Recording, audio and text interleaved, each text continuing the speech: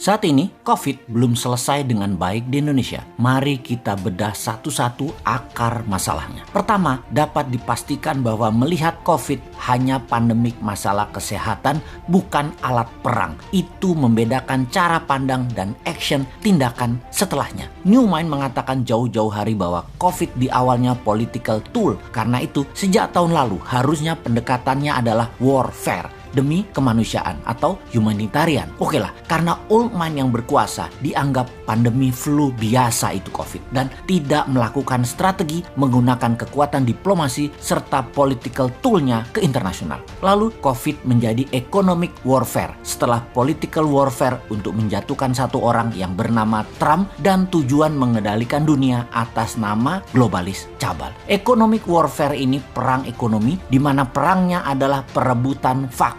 Perang selalu merebutkan sesuatu atas nama hajat hidup sebuah bangsa atau negara. COVID yang sejauh ini di Indonesia memukul dunia pariwisata, memukul dunia retail, dan memukul dunia high touch atau wilayah yang banyak bersentuhan manusia. Hal ini memukul 30% bisnis yang memang aslinya atau naturalnya adalah kebanyakan berinteraksi fisik. Dunia oleh COVID dipaksa menggunakan gadget di dalam berinteraksi. Terlambat melakukan hal ini, bisnis Anda kolaps. Bahkan sebuah pemerintahan bisa kolaps. Kepada masyarakat yang awam, kita ingatkan COVID adalah war tool, alat perang globalis cabal. Globalis ini adalah non-state actor. Non-state actor adalah sebuah tindakan yang berdampak negatif yang bertujuan untuk keuntungan ekonomi bagi pelakunya. Saat ini globalis cabal yang disebut non-state actor tersebut. Dan tujuannya sekali lagi, kendali kekuasaan di banyak wilayah. Lalu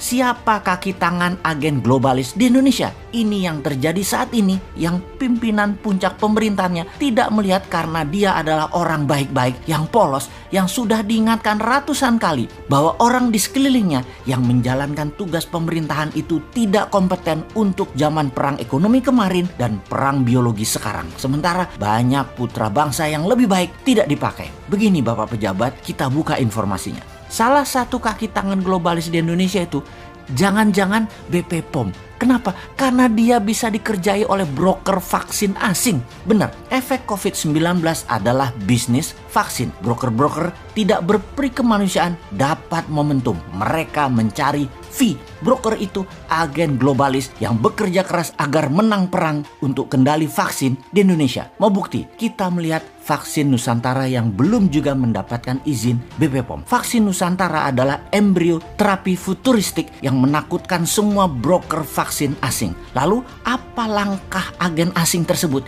Jangan sampai vaksin Nusantara dapat izin karena broker vaksin asing akan merugi. Apa yang dilakukan oleh pejabat teras BP POM yang dikendalikan oleh broker asing tersebut? Ini mungkin sekali loh. BP POM mempertahankan status quo market vaksin. Broker Pfizer, Sinovac, Moderna, AstraZeneca terganggu kalau vaksin-vaksin produksi dalam negeri dapat izin. Di arena bisnis, it's survival of the fittest. Vaksin Nusantara akan mati bila tidak tahan dengan serangan para broker vaksin agen globalis. Kalau tidak didukung BPOM, pastinya akan mati vaksin Nusantara tersebut.